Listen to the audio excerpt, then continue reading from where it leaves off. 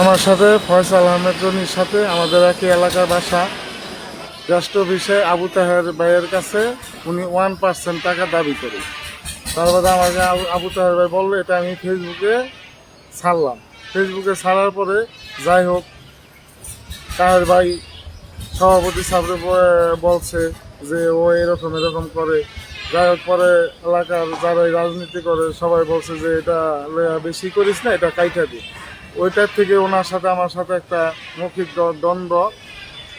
এরপরে আমি ওনারই মামতো ভাই সম্রাটের আমার বাড়ির পাশে, মানে ওনারও বাড়ির পাশে একটা জায়গা ভরাটের মাটি ফালাইছি, বালি ফালাইছি। ওই টাকাটা নিয়ে উনি ওনারে দিতে দেয় না। এটা আমি এলাকার গণ্যমান্য যারা আছে মেম্বার, আমাদের 2 নং ওয়ার্ডের মেম্বার জাকির ভাই, আমাদের 2 নং ওয়ার্ডের অবিকুল ভাই, তাদের কাছে আমি বিচার দিলাম যে ভাই দেখেন, ও আমার তো টাকাটা দিতেছে না। হ্যাঁ, সে একটা ঝগড়া বিবাদ লাগলে চাইতে গেলে ঝগড়া বিবাদ করে, ও ফয়সালের ভয় দেখায়।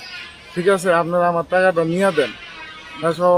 তারা সুন্দর একটা পদক্ষেপ নিয়ে করলো, তুই এখানে কোনো গ্যাঞ্জাম করিস না, বা টাকা পয়সা চাইতে গেলে যেহেতু গ্যাঞ্জাম লাগে তুই যাইস না, আমরা এটা দেখি কিভাবে সুষ্ঠুভাবে উঠিয়ে দেওয়া যায়। তারা তৎক্ষণিক পদক্ষেপ নিল। তারা সম্রাটকে ডাকলো, সম্রাট আসলো না। সম্রাট বলল যে আমার ভাইয়ের সাথে আমি কথা বললাম। পাশে মেম্বার আর অবিকুল ভাই বললো যে তাহলে দেখ, ওর ভাইয়ের দোহাই যেহেতু দিতেছে, তাহলে তুই এটা করিস না, দেখি ওর ভাইয়ে কি বলে। যাই হোক, ওর ভাই যে কি আর দীপক নাম্বারে ফোন দিছে।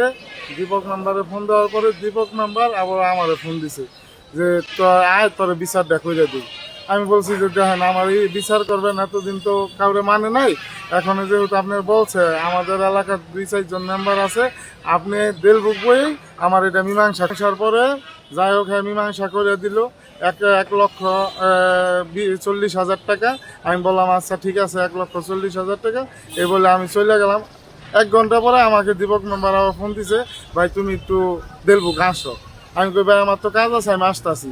এই কথা বলার পরে আমি আসলাম। আসার পর কয় তোমার 1,00,000 টাকা নিতে হবে। আমি ওই কে আমার পোলায় মানে না, ও 1,00,000-এর বেশি দিব না। হ্যাঁ, ছেলের কথা বললো, হ্যাঁ অপমানজনক কথা বলছে। আচ্ছা, আমি বললাম যে আপনার অপমানজনক কথা বলছে ভাই, 1,40,000 বলছেন, আমার দিলে দিয়েন, না দিলে না দিয়েন, থাক। এই কথা বলে আমি চলে গেছি। পরে যেমন আমাদের মেম্বারের সাথে অবিকুল ভাইরে বলছে যে ওরা 1,00,000 টাকা নিয়ে দাও। যাই হোক, আমি টাকা নেই। পরবর্তীকালে আমাদের বিএনপির ফারুক মরল ভাই, তার কাছে ওরা গেছে। উনি আমাকে ফোন দিয়ে নিছে। নেওয়ার পরে উনি যাই হোক, আমার আব্বার সাথে ওনার সাথে সুসম্পর্ক। উনি বললো তোমার আব্বার সাথে তো আমার সুসম্পর্ক। যাই হোক, কথার পরে বললো যে ভাই এই টাকাটা নিয়ে যাও, এই টাকাটা নিয়ে আর কোনো গ্যাঞ্জাম করো না, বা কোনো করো না। ওরও যেহেতু গ্যাঞ্জাম করতে চায়, তুমি টাকাটা নিয়ে যাও। আর যদি কেউ কিছু বলে আমার তুমি বললো। আমি সেখানেও বলছি যে ভাই এই টাকা আমি নিব, এখান থেকে আমি একটাও কাউকে দিব না। বা না, কেউ যদি তোমাদের চায় তুমি আমাকে সাথে সাথে জানাইবে, আমি এটার পদক্ষেপ নিই।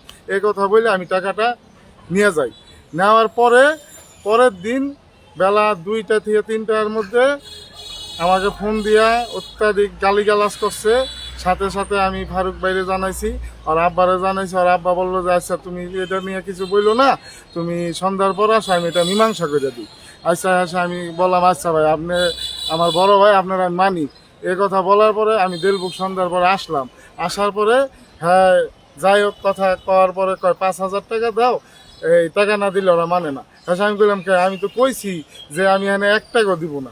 যাই হোক, হ্যাঁ টাকাটা না দিলে আমি মরে যাম।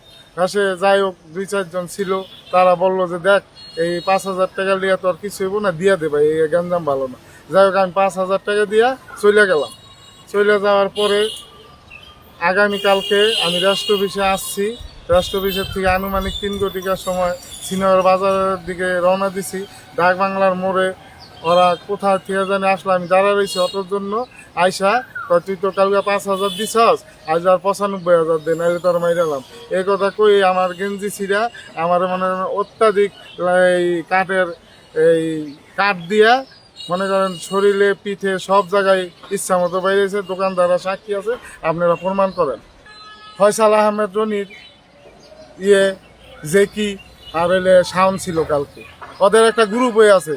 ফয়সাল আহমেদ রনির একটা গ্রুপই আছে। ওর এর আগে অনেক চাঁদাবাজি করছে। ওরা মনে করেন 16 হাসপাতালের ওখানে চাঁদাবাজি করছে, বাজারও চাঁদাবাজি করছে, সব প্রমাণ আছে, এটা প্রমাণ করুক।